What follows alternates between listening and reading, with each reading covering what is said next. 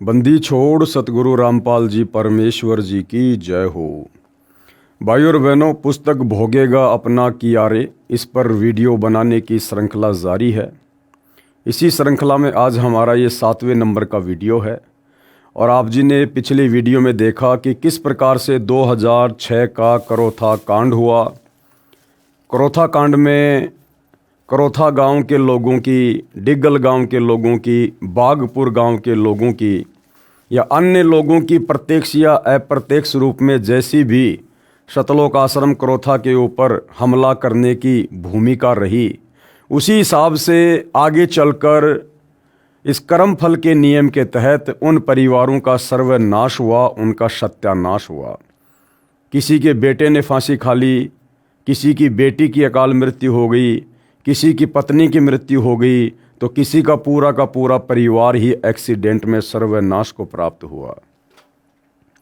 यानी हम इस पुस्तक के माध्यम से, जिसका नाम है भोगेगा अपना कियारे, यही समझाने का प्रयास किया गया है कि संत को या उसके भक्तों को यदि कोई नाजायज़ बेवजह दुखी करेगा, परेशान करेगा, उनके साथ में व्यर्थ में वाद विवाद करेगा, तो कर्म फल के तहत उसको दंड भोगना पड़ता है। ये परमात्मा का विधान है। उसके बाद जिन जिन भक्तों ने, वो चाहे डिग्गल गांव के थे, चाहे करोथा के, चाहे बागपुर के, चाहे झज्जर के, जिन्होंने सतगुरु रामपाल जी से सत उपदेश लेकर मर्यादाओं में रहकर विश्वास के साथ भक्ति की है, भक्ति पर लगे रहे, किसी के कहने से डगमग नहीं हुए, मन में दोष पैदा नहीं हुआ, अपने गुरु या भक्ति के प्रति उन आत्माओं के ऊपर परमात्मा ने आँच भी नहीं आने दी। तो भाइयों और बहनों, आगे हम इस पुस्तक भोगेगा अपना किया में पढ़ेंगे कि सतगुरु रामपाल जी अवतार हैं या फिर स्वयं ही ये परमात्मा हैं। देखो, वैसे गुरुदेव भगवान ने स्पष्ट कर रखा है कि अवतार उसे कहते हैं जो ऊपर के लोकों से माँ के गर्भ से जन्म लेकर यहाँ नीचे लीला करने के लिए आता है। जैसे विष्णु जी श्री राम रूप में आए, अयोध्या में जन्मे, कौशल्या के गर्भ से जन्म लिया। द्वापर में वही विष्णु श्री कृष्ण जी के रूप में देवकी के गर्भ से जन्म लेते हैं, अपनी लीला करते हैं, जैसा भी काल ने उनको एक स्टोरी लिख कर दी थी। लेकिन परमात्मा के विषय में गुरुदेव भगवान ने बताया कि परमात्मा का कोई अवतार नहीं होता है, ना परमात्मा किसी को सतलोक से अवतार रूप में धरती पर भेजते हैं, क्योंकि परमात्मा स्वयं समर्थ है। और कहते हैं समर्थ का काम उसी को साजे, और करे तो मूर्ख बाजे।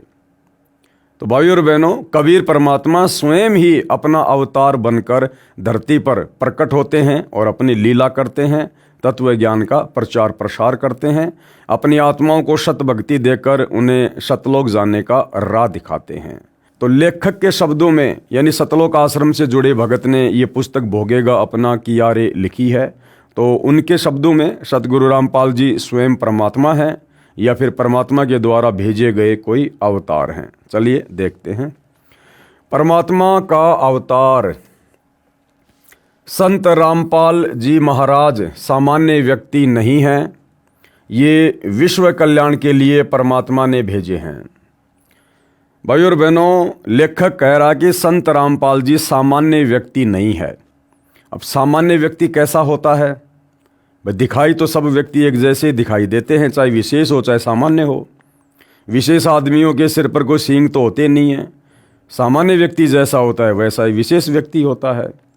लेकिन आध्यात्मिक तरीके से यदि हम विचार करें तो सामान्य व्यक्ति वो होता है जो माँ के गर्भ से जन्म लेकर बाहर दुनिया में आता है, जो जेर में लिपटकर, गंदगी में लिपटकर माँ के गर्भ से बाहर आता है। सामान्य व्यक्ति वो होता है जो माता पिता के सहयोग से, यानी शारीरिक मिलन करने से जिसकी उत्पत्ति हो, वो सामान्य व्यक्ति होता है। और विशेष यानी जो माँ के गर्भ से जन्म ना ले, जो प्रकट हो, जो स्वयंभू हो, वो विशेष होता है। और वो केवल सृष्टि में एक ही है, कबीर परमात्मा। वो लीला भले हमारी चरम दृष्टि को धोखा देते हुए कुछ भी करे, लेकिन वो कबीर परमात्मा जब धरती पर प्रकट होता है तो किसी माँ के गर्भ से जन्म लेकर नहीं आता है। तो सामान्य व्यक्ति कौन? जो माँ के गर्भ से जन्म लेकर आता है। तो लेखक के अनुसार सतगुरु रामपाल जी सामान्य व्यक्ति नहीं हैं, ये विश्व कल्याण के लिए परमात्मा ने भेजे हैं, विश्व कल्याण के लिए परमात्मा ने भेजे हैं। हालांकि लेखक के द्वारा ये कहना कि संत रामपाल जी को विश्व कल्याण के लिए परमात्मा ने भेजा है, ये लेखक की ज्ञानहीनता है। अभी लेखक को अपने गुरु के द्वारा दिया गया तत्व ज्ञान अच्छे से समझ में नहीं आया है।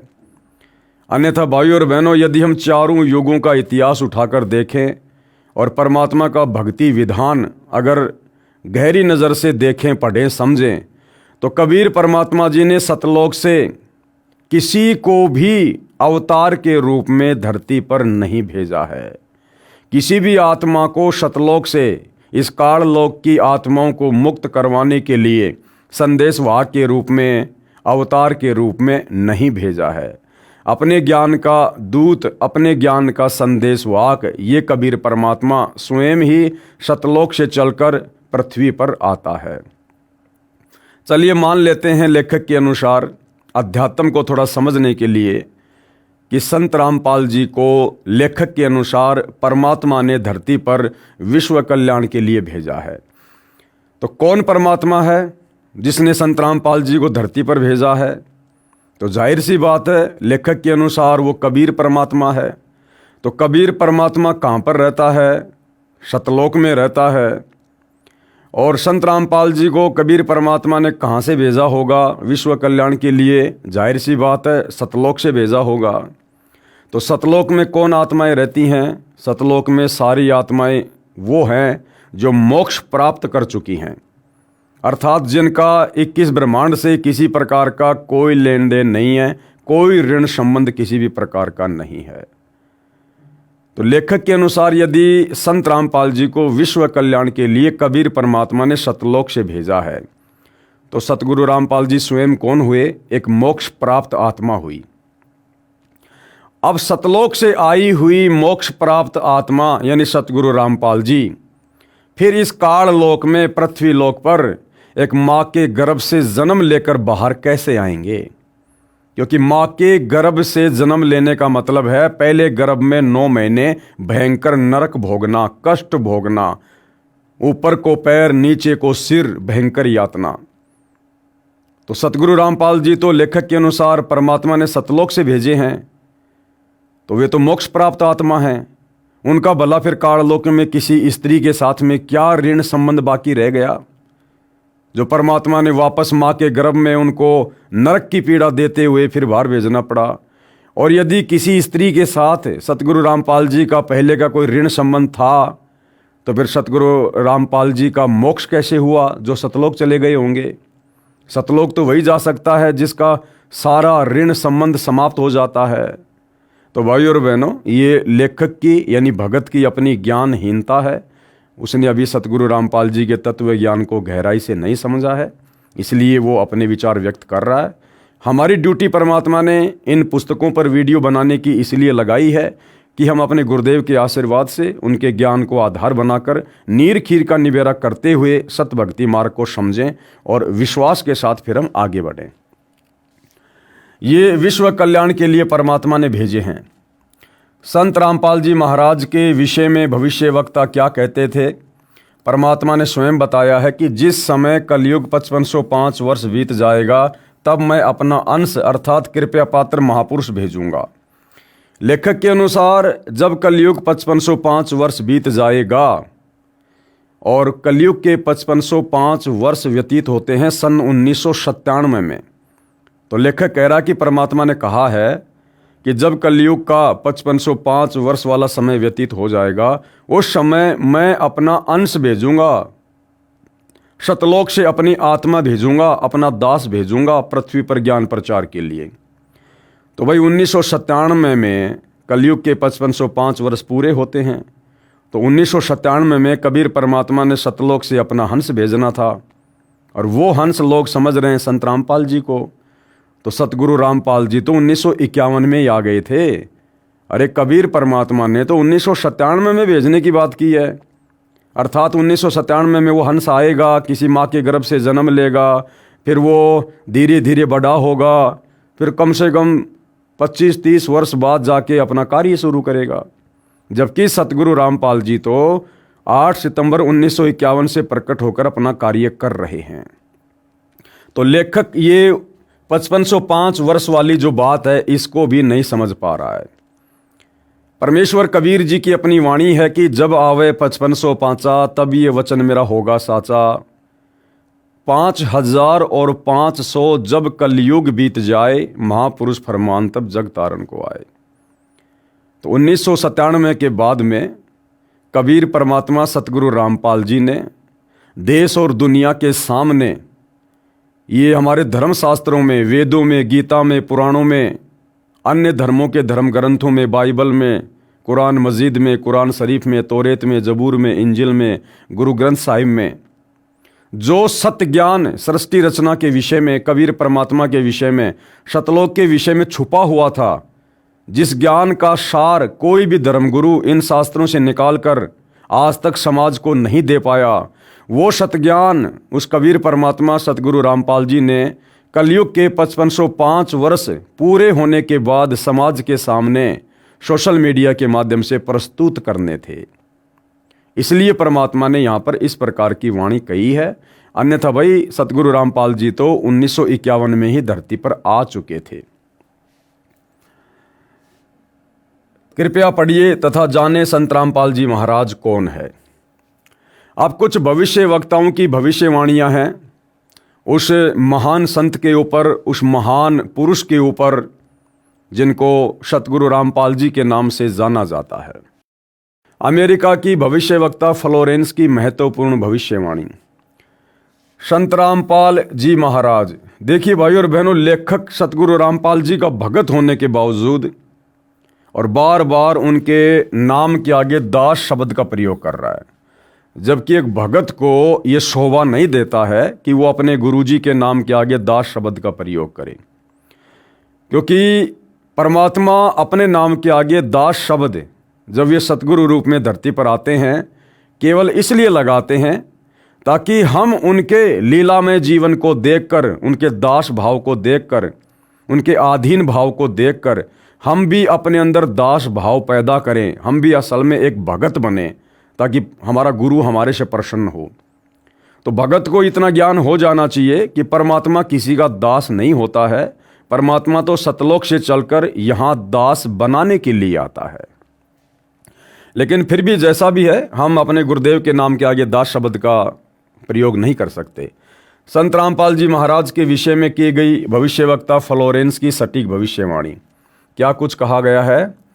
अमेरिका की विश्वविख्यात भविष्यवक्ता फ्लोरेंस ने अपनी भविष्यवाणियों में कई बार भारत का जिक्र किया है। The fall of sensational culture नाम की अपनी पुस्तक में उन्होंने लिखा है कि सन 2000 आते आते प्राकृतिक संतुलन भयावह रूप से बिगड़ेगा, लोगों में आक्रोश की प्रबल भावना होगी, दुराचार पराकाष्ठा पर होगा, पश्चिमी देशों के विलासितापूर्ण जीवन जीने वालों में निराशा, बेचैनी और अशांति होगी। पश्चिमी देश कौन से? अमेरिका, इंग्लैंड, ये जो विकसित देश अपने आप को कहते हैं। तो सन 2000 के बाद में उन देश में रहने वाले लोगों के अंदर भक्ति के अभाव से, आध्यात्मिकता के अभाव से उनमें निराशा छा जाएगी। अपने आप को वो अकेला सा महसूस करेंगे, लाचार सा महसूस करेंगे, उनका मन किसी चीज़ पर स्थिर नहीं रहेगा, एक अनजानी सी बेचैनी सी रहेगी बिना भक्ति के, बिना भगवान के, क्योंकि उनके पुण्य धीरे धीरे नष्ट होंगे और पाप कर्म धीरे धीरे बढ़ेंगे। तो पाप कर्मों के बढ़ने से फिर ऑटोमेटिक बेचैनी और परेशानियों का जीव ने सामना करना पड़ता है। अतृप्त अभिलाषाएं, अतृप्त अभिलाषाएं क्या होती है?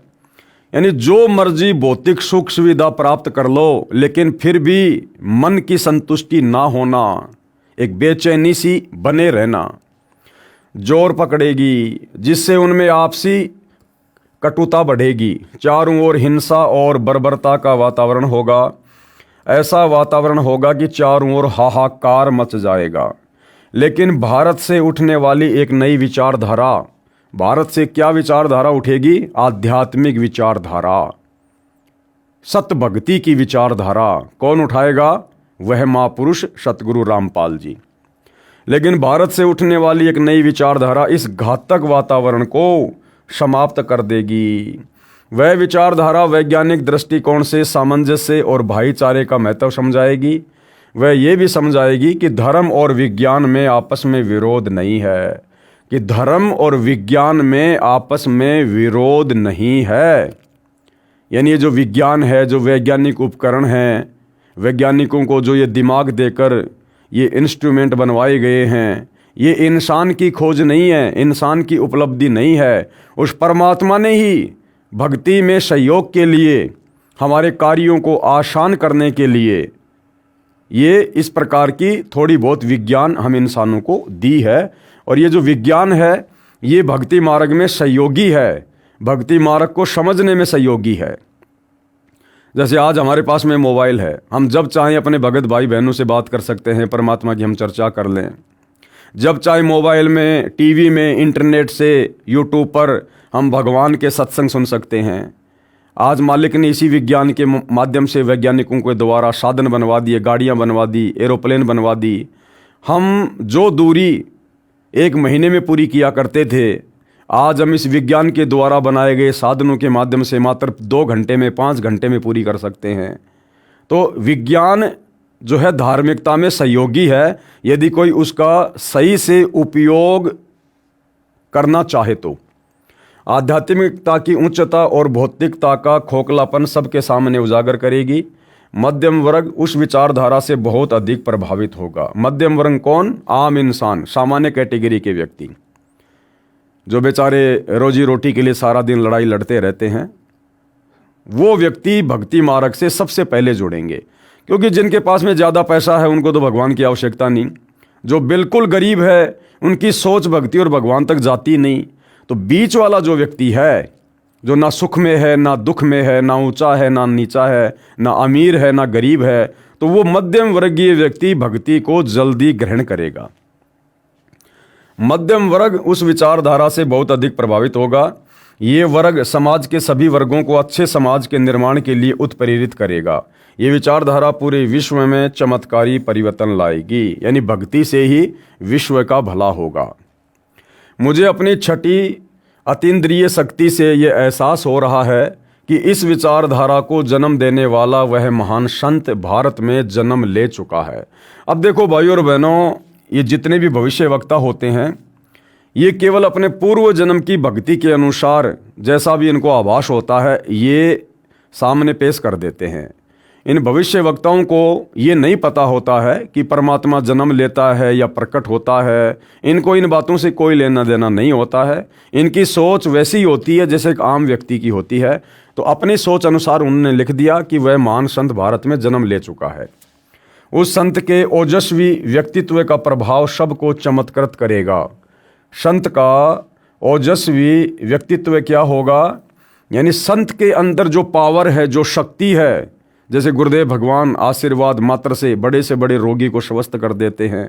गुरुदेव भगवान के मुख कमल से निकले हुए मधुर वचन सुनते ही आत्मा गदगद हो जाती है, हमारे विचारों में तब्दीली आ जाती है, हमारे विकार समाप्त होने लगते हैं। इस प्रकार के ओजस्वी व्यक्तित्व का प्रभाव सबको चमत्कृत करेगा। उसकी विचारधारा अध्यात्म के कम होते जा रहे प्रभाव को फिर से नई स्फूर्ति देगी। चारों ओर आध्यात्मिक वातावरण होगा, यानी पूरा संसार भक्तिमय होगा। संत की विचारधारा से प्रभावित लोग विश्व के कल्याण के लिए पश्चिम की ओर चलेंगे। पश्चिम की ओर चलने का मतलब है आगे देश और दुनिया को संदेशा देंगे। धीरे धीरे एशिया, यूरोप और अमेरिका पर पूरी तरह छा जाएंगे। उस संत की विचारधारा से पूरा विश्व प्रभावित होगा और उनके चरण चिन्हों पर चलेगा, यानी संत के पद चिन्हों पर चलेगा, उनकी शिक्षाओं पर चलेगा। पश्चिमी देश के लोग उन्हें ईसा, मुसलमान उन्हें एक सच्चा रहनुमा और एशिया के लोग उन्हें भगवान का अवतार मानेंगे। उस महान संत की विचारधारा से बौद्धिक क्रांति आएगी। बौद्धिक क्रांति का मतलब है आदमी की सोच जो है वो बदलेगी। आदमी इस भौतिकतावाद से हटकर आध्यात्मिकता की तरफ आएगा, बढ़ेगा, भक्ति पर लगेगा। बुद्धिजीवियों की मान्यताएं बदलेंगी, उनमें ईश्वर के प्रति श्रद्धा और विश्वास की कोपलें फूटेंगी। बुद्धिजीवियों की मान्यता बदलेगी, यानी वर्तमान में आज इंसान पढ़ लिख कर और अपने आप को भगवान मान चुका है, खुदा मान चुका है कि भाई पैसा ही सब कुछ है, विज्ञान ही सब कुछ है, कुछ नहीं रखा भक्ति वक्ति में, बाबा लोग कुछ नहीं है, तो सतगुरु रामपाल जी के सत्संग सुनकर जो अभूतपूर्व लाभ उनको प्राप्त होंगे, जो उनके जीवन में जो चेंजमेंट आएंगे, उस आधार से उन पढ़े लिखे लोगों की भी सोच बदलेगी कि भैया विज्ञान तो अध्यात्म के पैर के नाखून के बराबर भी नहीं है, और जो काम भक्ति से हो सकते हैं वो यहाँ की जान पहचान से, मंत्री प्रधानमंत्री के जैक चैक से लाख जन्म में नहीं हो सकते। और उनकी भी जो श्रद्धा है वो उस महापुरुष के प्रति बढ़ेगी। फ्लोरेंस के अनुसार वह संत भारत में जन्म ले चुके हैं। वह इस संत से काफ़ी प्रभावित थी। प्रभावित होने का मतलब फ्लोरेंस कभी उनसे मिली नहीं, सतगुरु रामपाल जी से, उस महापुरुष से कभी भी फ्लोरेंस का मिलाप नहीं हुआ है। फ्लोरेंस तो कब की दुनिया छोड़ के जा चुकी है।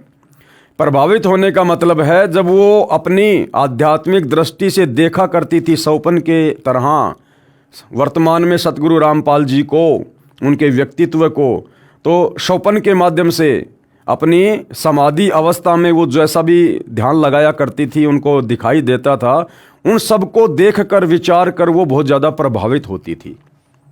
अपनी एक पुस्तक golden light of new era में भी उन्होंने लिखा है, जब मैं ध्यान लगाती हूँ तो अक्सर एक संत को देखती हूँ। किसको? सतगुरु रामपाल जी को। यानी वर्तमान में सतगुरु रामपाल जी का जो रूप, जो स्वरूप है, वो बहन फ्लोरेंस, अमेरिका की भविष्यवक्ता, सैकड़ों वर्ष पहले वो ध्यान समाधि के माध्यम से देखा करती थी। गौर वर्ण का है, सफ़ेद बाल हैं, उसके मुख पर न दाढ़ी है न मूछ है। उस संत के ललाट यानी माथे पर गजब का तेज होता है। उनके ललाट पर आकाश से एक नक्षत्र के प्रकाश की किरणें निरंतर बरसती रहती हैं। मैं देखती हूँ कि वह संत अपनी कल्याणकारी विचारधारा तथा अपने सत्य चरित्र प्रबल अनुयायियों की शक्ति से संपूर्ण विश्व में नए ज्ञान का प्रकाश फैला रहे हैं। वह संत अपनी शक्ति निरंतर बढ़ा रहे हैं। बढ़ाने का मतलब है उनके भक्तों की संख्या धीरे धीरे धीरे धीरे बढ़ रही है, यानी पृथ्वी पर भक्तिमय वातावरण धीरे धीरे बढ़ रहा है। उनमें इतनी शक्ति है कि वह प्राकृतिक परिवर्तन भी कर सकते हैं। उनमें इतनी शक्ति है कि वे प्राकृतिक परिवर्तन भी कर सकते हैं। भाई परमात्मा हैं, परमेश्वर हैं, प्रकृति तो उनके अधीन है, उनकी नौकर है। जैसा वो चाहेंगे वैसा ही ये पांचों तत्व पृथ्वी, अग्नि, जल, वायु, आकाश कार्य करेंगे। तो क्या लिखा जा रहा है? फ्लोरेंस क्या कह रही है कि उस महापुरुष में, उस संत में इतनी शक्ति है कि वह प्राकृतिक परिवर्तन भी कर सकते हैं। अब भाई और बहनों, जैसे वर्तमान में हरियाणा में बाढ़ आई, गांव के गांव बाढ़ के पानी से दुखी हुए, परेशान हुए। अगर हरियाणा के लोग समय रहते सतगुरु रामपाल जी के ज्ञान को समझकर उनकी शरण में आ जाते, अगर वो भक्ति पर लग जाते और मर्यादाओं में रहकर भक्ति करते और करोथा कांड या बरवाला कांड जैसी घटनाओं को काल प्रेरणा से जन्म ना देते, तो भाइयों और बहनों, आज हरियाणा में लोगों को बाढ़ का सामना नहीं करना पड़ता। क्योंकि ये वही महापुरुष है जिसके विषय में फ्लोरेंस कह रही है कि वह प्राकृतिक परिवर्तन को भी रोक सकता है। अगर बाढ़ आनी हो, वो संत अपने आशीर्वाद से, अपनी शक्ति से उसे सामान्य समय में तब्दील कर सकता है। भूकंप आना हो, वो संत उसे भी रोक सकता है। कोई भयंकर आंधी, तूफान, बरसात, अतिवृष्टि, ओलावृष्टि, महामारी आनी हो, वो संत उसे भी रोक सकता है। यानी उसकी शक्ति इतनी प्रबल है। वह अपना कार्य वैज्ञानिक ढंग से करेंगे।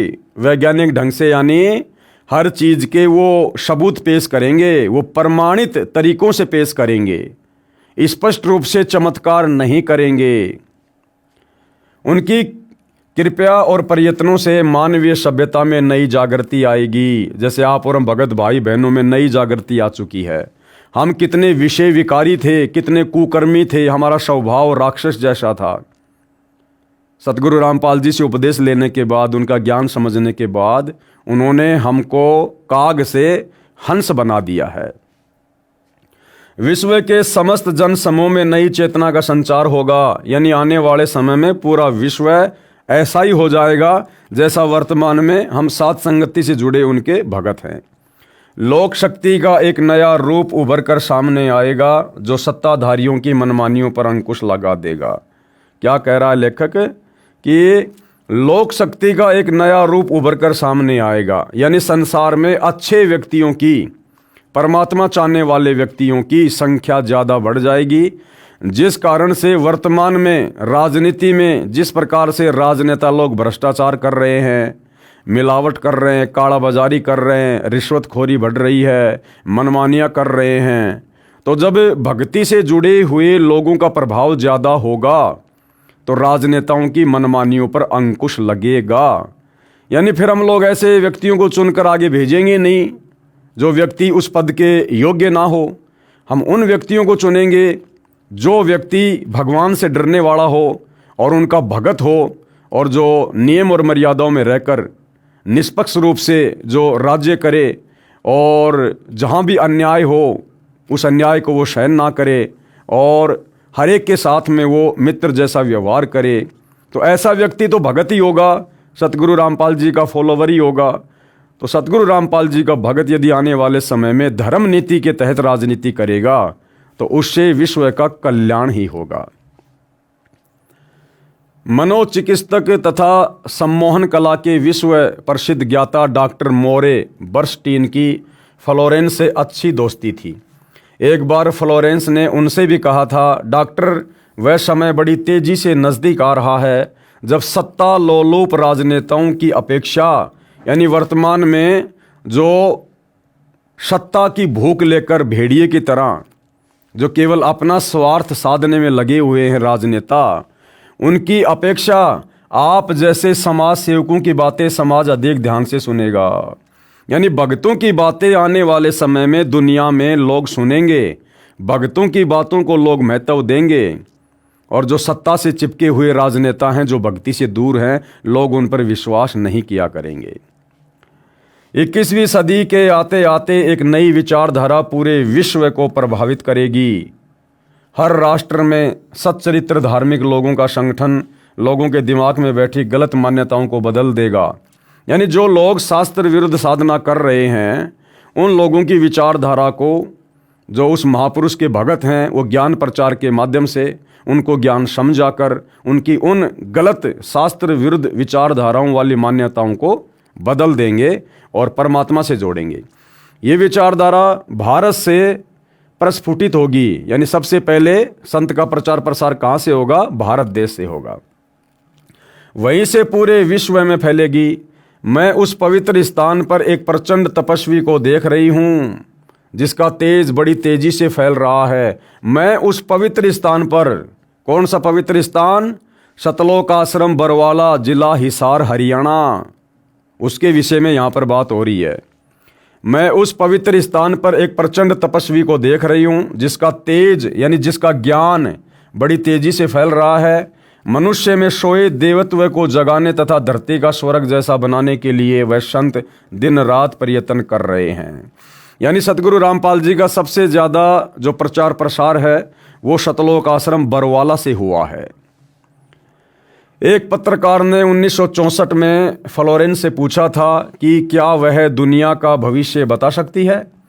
फ्लोरेंस ने इसके जवाब में कहा था, 1970 की शुरुआत व्यापक उथल पुथल के साथ होगी। 1979-80 के बाद ऐसे ऐसे भूकंप आएंगे कि न्यू जर्सी का कुछ हिस्सा तथा यूरोप का और एशिया के कई देशों के स्थान भूकंप से विदीर्ण हो जाएंगे। और ऐसा ही हुआ भाई और बहनों। कुछ जलमग्न भी हो जाएंगे, यानी बहुत जगह बाढ़ भी आएगी। तीसरा विश्व युद्ध का आतंक सबके दिमाग में बैठ जाएगा, जैसा कि वर्तमान में बैठा हुआ है, और वे इस युद्ध की तैयारी करेंगे। लेकिन भारतीय राजनेता, अब ध्यान देना भाई और बहनों, फ्लोरेंस कह रही है कि आने वाले उस समय में, यानी वर्तमान समय का वो जिक्र कर रही है कि तीसरे विश्व युद्ध का खौफ यानी डर सबके दिलो दिमाग में बैठ जाएगा कि भैया अब तो ये तीसरा विश्व युद्ध होकर ही रहेगा। लेकिन उस समय क्या होगा? लेकिन भारतीय राजनेता अपने प्रभाव और बुद्धि से तीसरे विश्व युद्ध को टालने में सफल हो जाएंगे। कौन भारतीय राजनेता? ये वर्तमान के राजनेता नहीं, ये कांग्रेस पार्टी, बीजेपी पार्टी, इनके राजनेता नहीं। जब तीसरा विश्व युद्ध अपने पीक टाइम पर होगा, लोगों को लगेगा कि ये बिल्कुल घटना घटित होकर रहेगी। ऐसे में भाइयों और बहनों, क्योंकि ये युग परिवर्तन का समय चल रहा है, अब आने वाले समय में इन राजनेताओं की बस की बात नहीं है। उस समय सतगुरु रामपाल जी के भक्तों के हाथों में ये सत्ता आ जाएगी और भक्ति के प्रभाव से, सतगुरु रामपाल जी के आशीर्वाद से फिर इस प्रकार की आपत्तियां दूर होंगी, वो टलेंगी। तीसरे विश्व युद्ध के शुरू होने तक भारत के शासन की बागडोर, यानी तीसरा विश्व युद्ध शुरू होने वाला होगा, उस समय तक भारत के शासन की बागडोर, यानी भारत का जो भी कोई प्रधानमंत्री होगा, राष्ट्रपति होगा, जो भी शासक होगा, आध्यात्मिक प्रवृत्ति के लोगों के हाथ में होगी। भारत के शासन की बागडोर आध्यात्मिक प्रवृत्ति के लोगों के हाथ में होगी।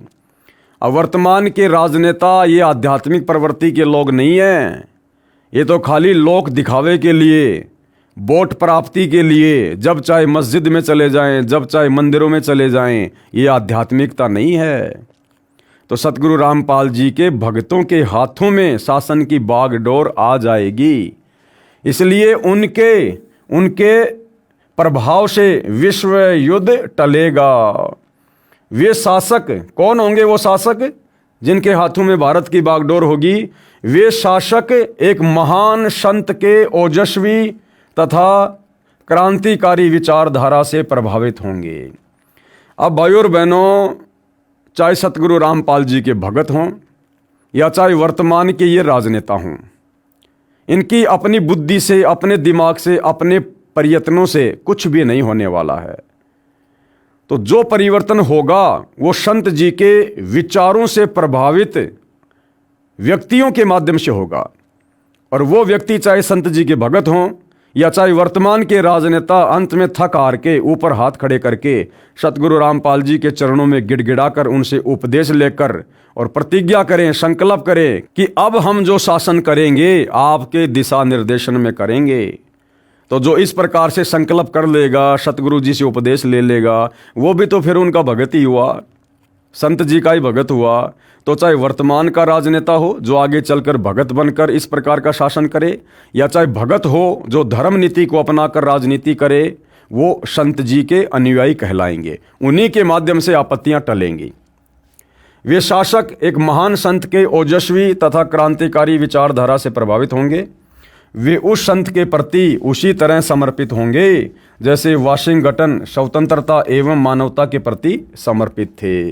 वाशिंगटन कौन? यह अमेरिका का प्रथम राष्ट्रपति था, और जिस प्रकार से वो अपने देश के प्रति समर्पित था, उसी प्रकार से आने वाले समय में भारत की शासन की बागडोर उन्हीं लोगों के हाथ में होगी जो सतगुरु रामपाल जी के प्रति पूर्णतया समर्पित होंगे। अमेरिका के शहर न्यू जर्सी की रहने वाली फ्लोरेंस सचमुच एक विलक्षण महिला थी, और एक बार नोबेल नाम के व्यक्ति ने टीवी कार्यक्रम के दौरान उनसे बोला, आप भारत में जन्म ले चुके संत के बारे में तो अक्सर बताती रहती हैं, मैं अपने बारे में कुछ जानना चाहता हूं, बताइए। तो देखिएगा किस प्रकार से फ्लोरेंस ने उस व्यक्ति के ऊपर बहुत ही सटीक भविष्यवाणी की। फ्लोरेंस ने उनके दाहिने हाथ को थाम लिया और बोली, आप बहुत जल्द किसी दूसरे राज्य से प्रसारण करेंगे।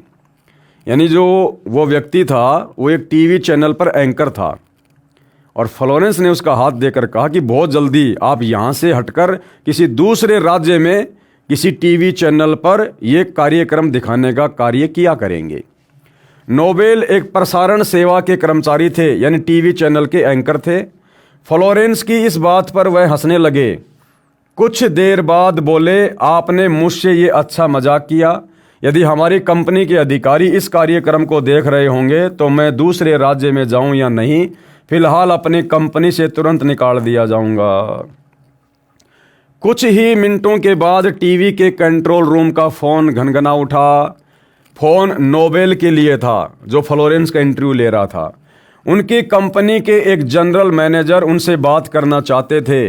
नोबेल ने जब फ़ोन उठाया तो उन्होंने कहा, हमने न्यूयॉर्क से प्रसारण करने का काम शुरू करने का निर्णय लिया है, वहाँ तुम्हें ही भेजा जाएगा। यानी जैसा उसको नोबेल ने बताया था वैसा ही अगले 2 मिनट में तुरंत घटित हो गया। यानी इतनी सटीक उसकी भविष्यवाणी थी।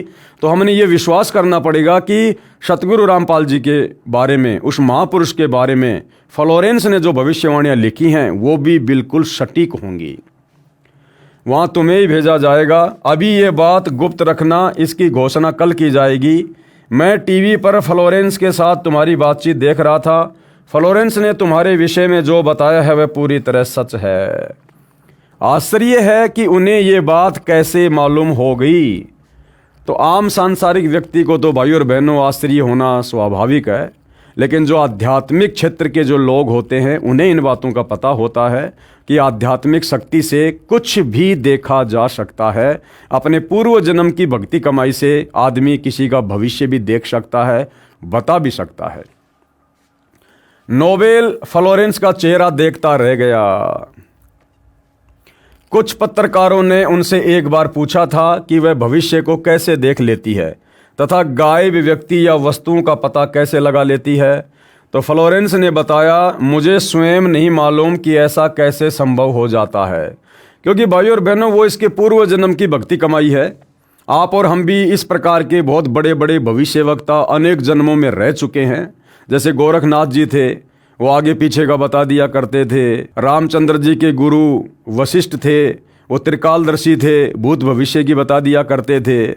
तो वो भी एक प्रकार से भविष्यवक्ता थे और ये नोबेल भी भविष्यवक्ता थी। मैं भविष्य के विषय में एक बहुत महत्वपूर्ण बात बता रही हूँ। 20वीं शताब्दी के अंत में यानी सन 2000 के बाद में भारतवर्ष से एक प्रकाश निकलेगा। कौन सा प्रकाश निकलेगा? सूरज का प्रकाश तो रोज ही निकलता है। अध्यात्म का प्रकाश, ज्ञान का गोला, सतगुरु रामपाल जी के माध्यम से आध्यात्मिक क्रांति। ये प्रकाश पूरी दुनिया को उन देवी शक्तियों के विषय में जानकारी देगा जो अब तक हम सभी के लिए रहस्यमय बनी हुई थी। कौन सी दैवीय शक्तियाँ? ये ब्रह्मा विष्णु महेश, जिनको हम परमात्मा मानकर, स्वयंभू मानकर, अजरो अमर मानकर पूज रहे थे। इनके अलावा हमें आगे का ज्ञान ही नहीं था। तो ये हमारे लिए रहस्य बना हुआ था एक। अब सतगुरु रामपाल जी ने सृष्टि रचना सुनाकर इस रहस्य का पर्दा फाश किया है। ये प्रकाश पूरी दुनिया को उन दैवीय शक्तियों के विषय में जानकारी देगा जो अब तक सभी के लिए रहस्यमय बनी हुई थी। और सबसे बड़ी दैवीय शक्ति जो रहस्यमय बनी हुई थी वो क्या? स्वयं कबीर परमात्मा, उनका सतलोक, उनका सचखंड, जिसके विषय में यहाँ किसी को बूंद का भी नहीं पता था कि सृष्टि रचना क्या है, सचखंड क्या है, सतलोक क्या है, मुक्ति का मार्ग क्या है, सार शब्द क्या है, सार नाम क्या है। तो इन सारी बातों की जानकारी अब हमें प्राप्त हुई है। देवी शक्तियों की जानकारी जो संत रामपाल जी महाराज द्वारा बताई गई है, एक दिव्य महापुरुष द्वारा यह प्रकाश पूरे विश्व में फैलेगा। वह सभी को सतमार्ग पर चलने की प्रेरणा देगा। समस्त दुनिया में एक नई सोच की ज्योति फैलेगी। जब मैं ध्यान अवस्था में होती हूँ यानी समाधि में होती हूँ तो अक्सर यह दिव्य महापुरुष मुझे दिखाई देता है। सतगुरु रामपाल जी उस बहन को सतलोक आश्रम बरवाला में और करोथा में बैठे हुए दिखाई दिया करते थे। जब वो बहन ध्यान लगाया करती थी तब वो भविष्यवाणी किया करती थी भारत के महान संत के बारे में। फ्लोरेंस ने बार बार इस संत या दिव्य महापुरुष का जिक्र किया है। साथ ही यह भी बताया है कि उत्तरी भारत के एक पवित्र स्थान पर वह मौजूद है। उत्तरी भारत यानी जो हरियाणा है वो भारत के उत्तर दिशा में है। तो उत्तरी भारत के एक पवित्र स्थान पर यानी सतलोक आश्रम बरवाला में बैठा हुआ वह महापुरुष संत रामपाल जी उस फ्लोरेंस को ध्यान अवस्था में दिखाई दिया करते थे। सज्जनों, उपरोक्त भविष्यवाणी तथा वर्तमान वाणी है जो परम संत रामपाल जी महाराज पर खरी उतरती है तथा इसी का समर्थन अन्य भविष्यवाणियाँ भी करती हैं जो आगे लिखी हैं। आगे कौन कौन सी भविष्यवाणियाँ हैं जो बहुत समय पहले, सैकड़ों वर्ष पहले कही जा चुकी हैं और वर्तमान में वो भविष्यवाणियाँ किस महापुरुष पर खरी खरी उतर रही हैं। भाई बाले वाली जन्म साखी में प्रमाण। भाई बाले वाली जन्म साखी क्या है? ये भाई बाला और मर्दाना ये आदरणीय नानक जी के दो शिष्य थे और ज़्यादातर ये नानक जी के साथ में रहे थे। नानक जी के सतलोक जाने के बाद में नानक जी ने अपने मार्ग की बागडोर अपने शिष्य अंगद देव जी के हाथों में सौंप दी। यानी नानक जी के बाद उनका उत्तराधिकारी गुरु अंगद देव था। तो अंगद देव जी को फिर सारी की सारी बातें भाई बाला ने बैठकर बताई और अंगद जी ने उनको एक पुस्तक के रूप में लिपिबद्ध कर दिया कि श्री नानक जी के जीवन काल में क्या क्या घटनाएं घटित हुई, वो कहाँ कहाँ गए, किन किन से मिले, कैसे कैसे चमत्कार किए, वो सारी बातें फिर बालाजी से सुनकर अंगद जी ने एक पुस्तक के रूप में लिपिबद्ध कर दी, जिसको भाई बाले वाली जन्म साखी कहा जाता है। एक महापुरुष के विषय में भाई बाले वाली जन्म साखी में प्रहलाद भगत की भविष्यवाणी, एक महापुरुष के विषय में यानी सतगुरु रामपाल जी के विषय में, और भगत प्रहलाद जो त्रेता युग में हुआ था, जिसको परमात्मा ने नरसिंह रूप धारण करके बचाया था, उसकी रक्षा की थी। बाद में परमात्मा ने ऊपर उसके लिए अलग से एक नगरी रच दी, प्रहलादपुरी, प्रहलाद का लोक। तो एक बार नानक जी अपने शिष्य मर्दाना को साथ में लेकर प्रहलाद के लोक में गए थे, ऊपर, जो यहाँ से लाखों किलोमीटर ऊपर है, अपनी आध्यात्मिक शक्ति से, सिद्धि शक्ति से। और प्रहलाद जी ने फिर क्या भविष्यवाणी की थी वर्तमान महापुरुष सतगुरु रामपाल जी के विषय में, वो यहाँ पर बताया जा रहा है। सिख समाज के लिए जन्म साखी भाई बाले वाली इतनी ही महत्वपूर्ण है जितनी हिंदू समाज के लिए श्रीमद् भगवद गीता। श्री गुरु ग्रंथ साहिब जी के पश्चात इस जन्म साखी पुस्तक का दूसरा स्थान है। भाई बाले वाली जन्म साखी में लिखा गया विवरण स्पष्ट करता है कि संत रामपाल जी महाराज ही वह अवतार है जिन्हें परमेश्वर कबीर जी तथा संत नानक जी के पश्चात पंजाब की धरती पर अवतरित होना था। संत रामपाल जी महाराज 8 सितंबर 1951 को गांव धनाना, जिला सोनीपत, हरियाणा प्रांत, उस समय पंजाब प्रांत में था, भारत की पवित्र धरती पर श्री नंदराम जाट के घर जाट वर्ण में श्रीमती इंद्रो देवी की कोख से जन्मे। अब भाइयों और बहनों, इंद्रो देवी की कोख से जन्मे, ये शब्द लेखक के अपने निजी विचार हैं, लेखक की ज्ञानहीनता है। सतगुरु रामपाल जी का जन्म किसी स्त्री की कोख से नहीं हुआ है।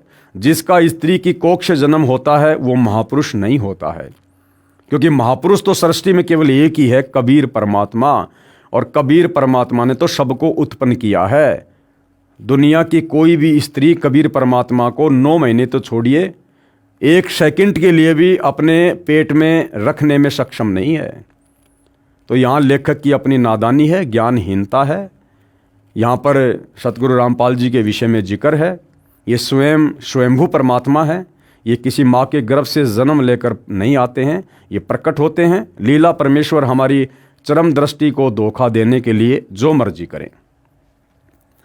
इस विषय में जन्म साखी भाई बाले वाली हिंदी वाली में, जिसके प्रकाशक हैं भाई जवाहर सिंह कृपाल सिंह एंड कंपनी, पुस्तकां वाले बाजार माई सेवा अमृतसर पंजाब, तथा पंजाबी वाले के प्रकाशक हैं भाई जवाहर सिंह कृपाल सिंह, पुस्तकां वाले गली 8 बाग रामानंद अमृतसर पंजाब। अब इसमें क्या लिखा हुआ है उस महापुरुष सतगुरु रामपाल जी के विषय में? इसमें लिखा अमर लेख इस प्रकार है। एक समय भाई बाला तथा मर्दाना को साथ लेकर सतगुरु नानक देव जी भगत प्रहलाद जी के लोक में गए, जो पृथ्वी से कई लाख कोस दूर अंतरिक्ष में है। प्रहलाद ने कहा कि हे नानक जी, आपको परमात्मा ने दिव्य दृष्टि दी तथा कलयुग में बड़ा भगत बनाया है। आपका कलयुग में बहुत प्रताप होगा।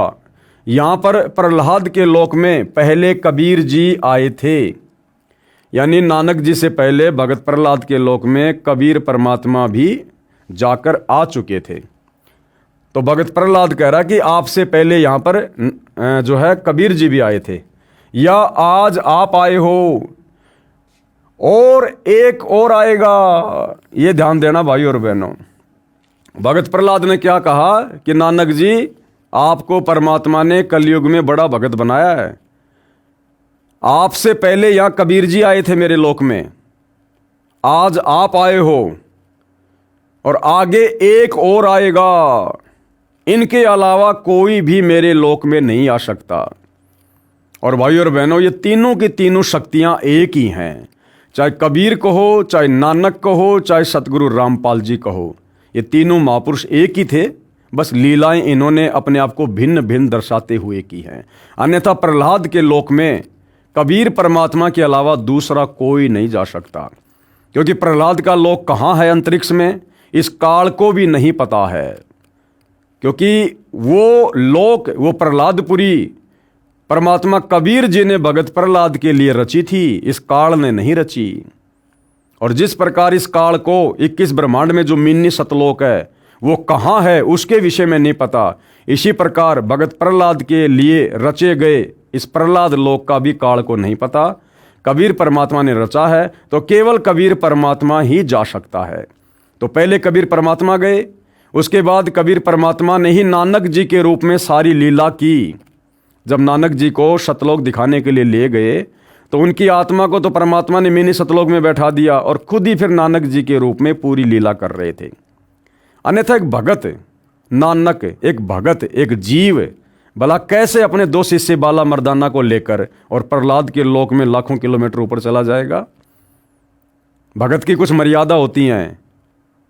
अगर नानक जी उस समय एक सामान्य जीव होते, आत्मा होती, भगत होते, भगत कभी भी मर्यादाओं का उल्लंघन नहीं करता है। तो नानक जी के रूप में स्वयं कबीर परमात्मा थे और ये समस्त सिद्धियों के स्वामी हैं, इनके ऊपर कोई नियम और मर्यादा लागू नहीं होती है।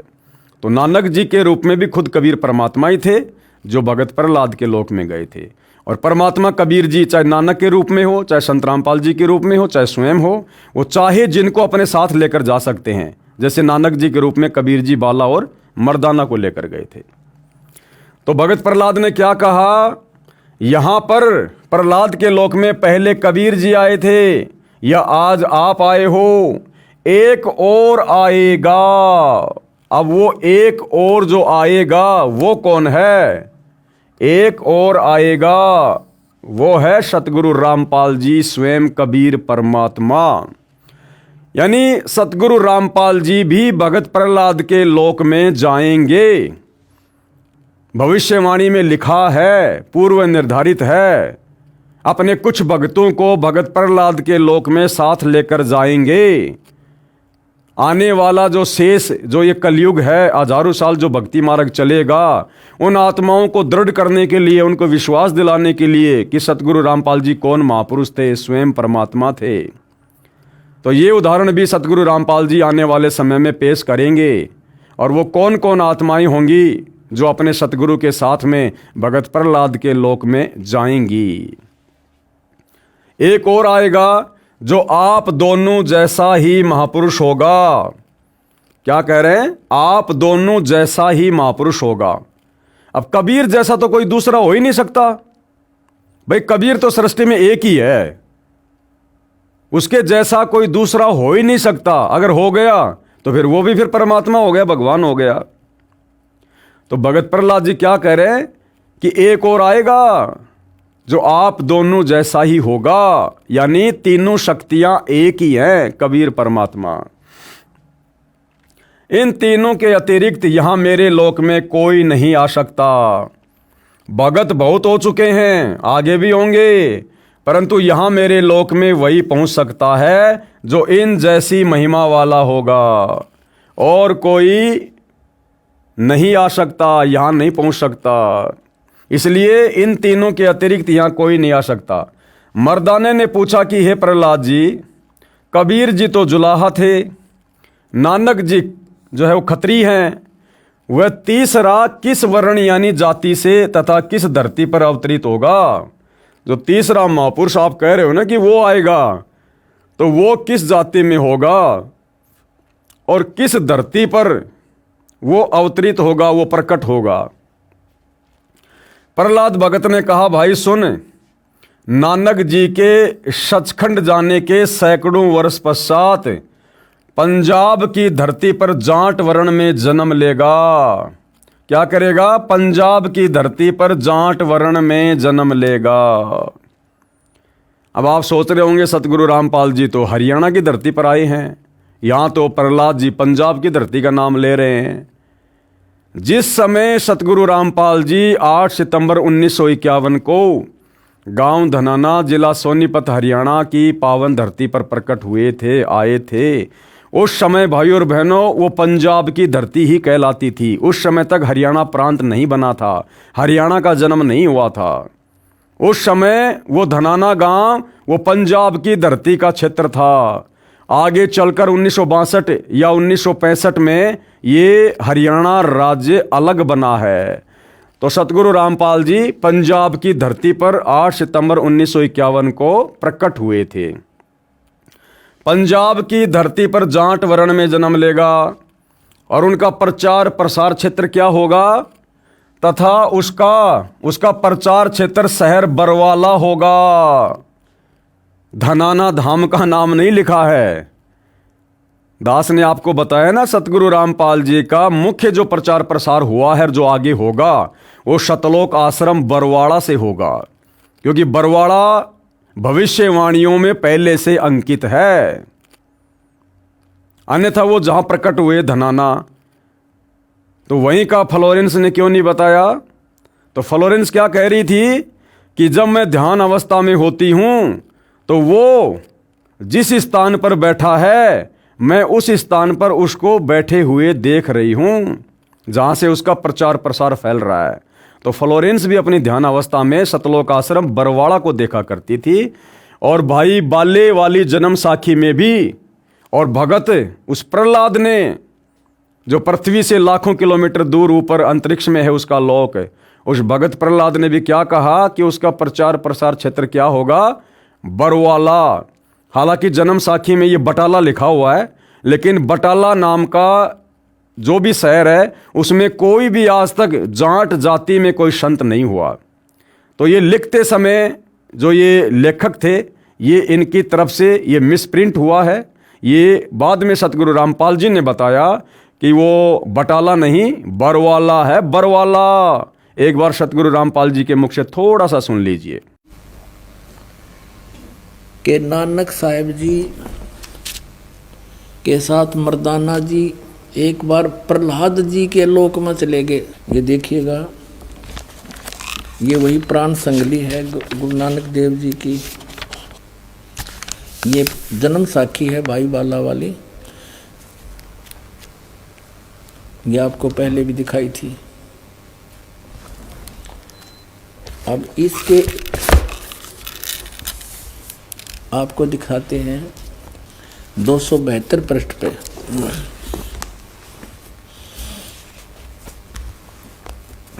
प्रहलाद भगत नाल गोष्ठी 272 पृष्ठ पे। तो प्रहलाद भगत की हा, जब नानक साहिब जी मर्दाना और बाला वहाँ पहुँचे प्रहलाद भगत के लोक में, तो प्रहलाद भगत की हा, नानक तपाजी तैनू कलयुग विच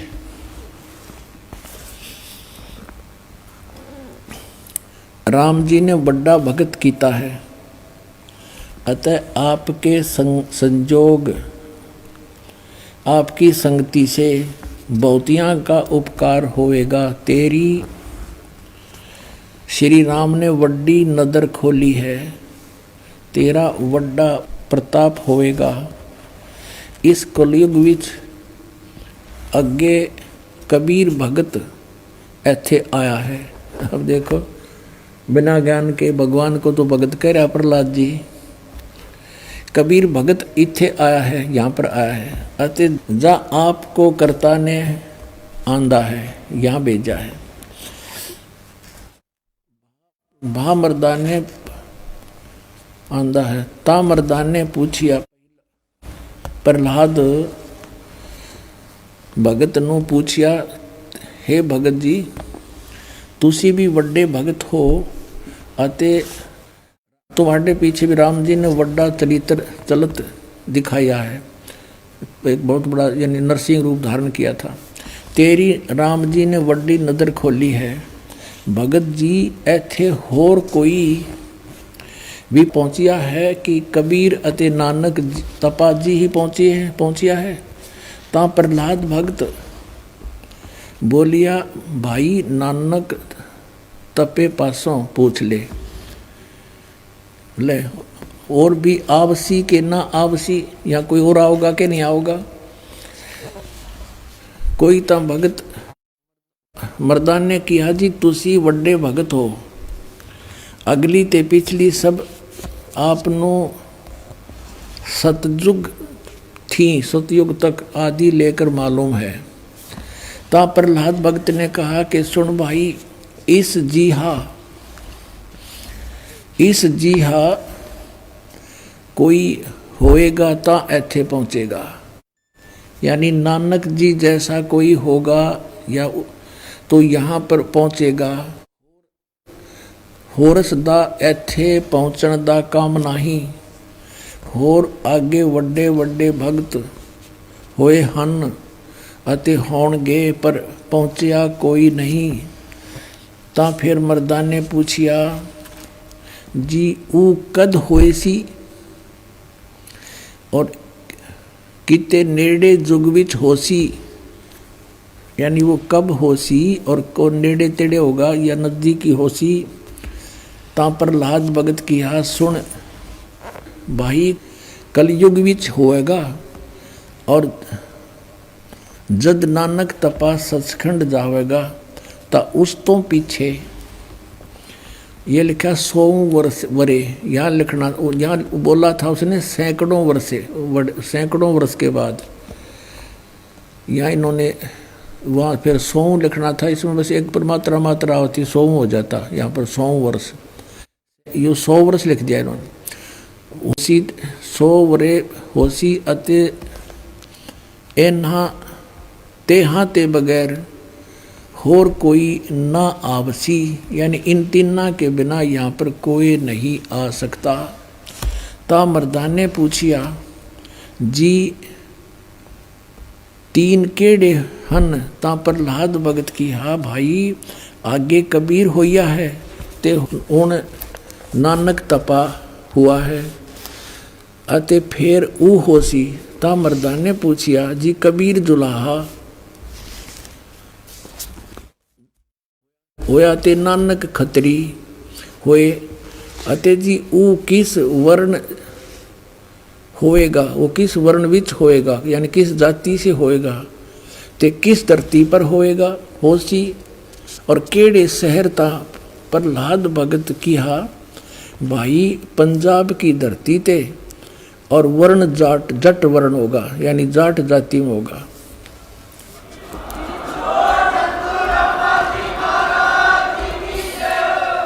और शहर बटाले, यो बरवाले का बटाला लिख दिया ना, यो था बरवाला, बरवाले में उसी